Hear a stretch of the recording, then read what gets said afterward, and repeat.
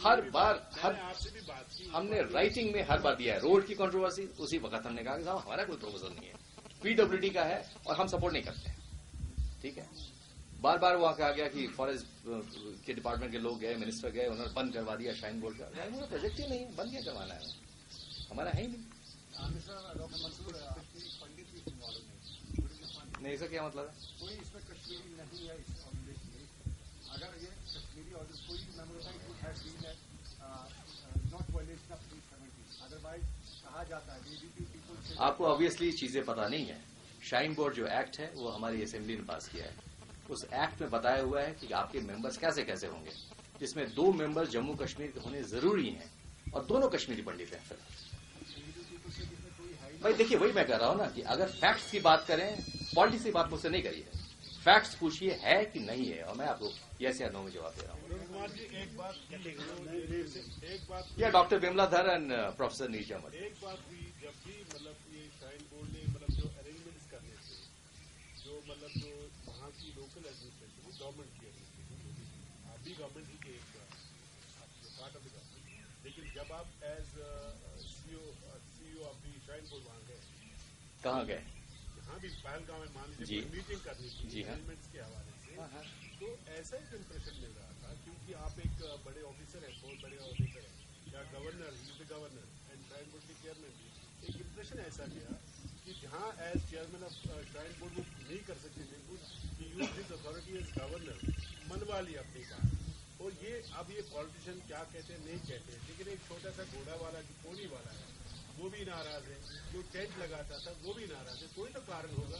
वो कह रहे हैं कि आप उनसे एग्जॉर्बिटेंट फी ले रहे हैं। आप बताएं तो। की लैंड थी उसमें नहीं, आप बताएं तो, आप बताएं ना। मैं आपसे पूछता हूँ कि why is everybody unhappy with you tell me. मैंने शुरू ही किया कि they are some kind of life. मैं देखिए, मैंने तो आपको 6-7 कंट्रोवर्सीज बता दी जो मेरे हिसाब से सब झूठी की झूठी हैं।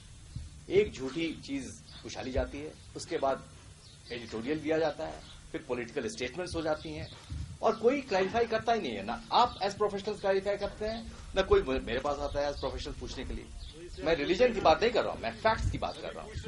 आपका क्वेश्चन क्या है? क्वेश्चन ये है कि ये जो टेंट वाले वहां करते थे काम, यात्री आते थे वहां टेंट लगते थे, उनको पैसे टेंट अभी भी लगते हैं, आता था उसको, उनका ये एक उनकी तरफ से ये हमने सुना है कि एक ये चीज है कि उनसे आप बहुत ही मतलब हेवी फीस। आपको पता है कितनी फीस लेते हैं? मैं बताता हूं। एक टेंट से 2 महीने की यात्रा के लिए 200 रुपए हम लेते हैं। और क्यों 200 रुपए पूरे 60 दिन के लिए, जबकि वो हर दिन का 500 से 1000 रुपए लेता होगा। और वो क्यों? क्योंकि उसने टेंट तो लगा दिया। टॉयलेट का क्या करेंगे, पानी का क्या करेंगे, वाटर फिल्टर क्या करेंगे, उसकी जिम्मेवारी नहीं है उसकी। अगर उसकी जिम्मेवारी हमारी है, एक टॉयलेट में हमारा 15,000 का खर्चा है, वो खाली बॉट आउट।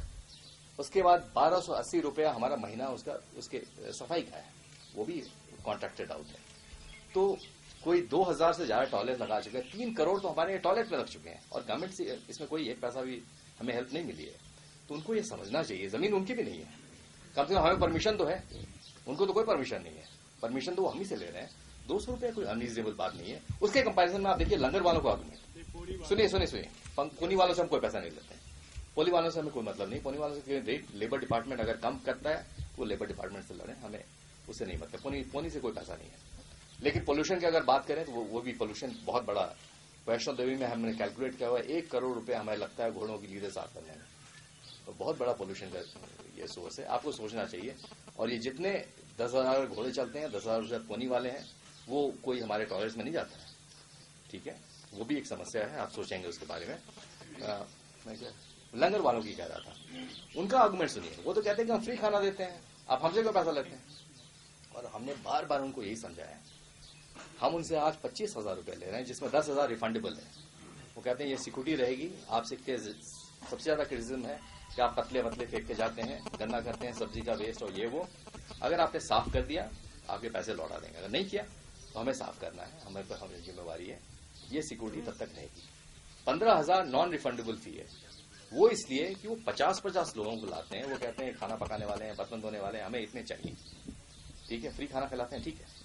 उन 50 लोगों के लिए कम से कम हमें 10 टॉयलेट तो लगाने हैं, जिसका हमारा 1.5 लाख खर्चा है। 1.5 लाख की जगह मैं 15,000 ले रहा हूं। अगर 10 साल में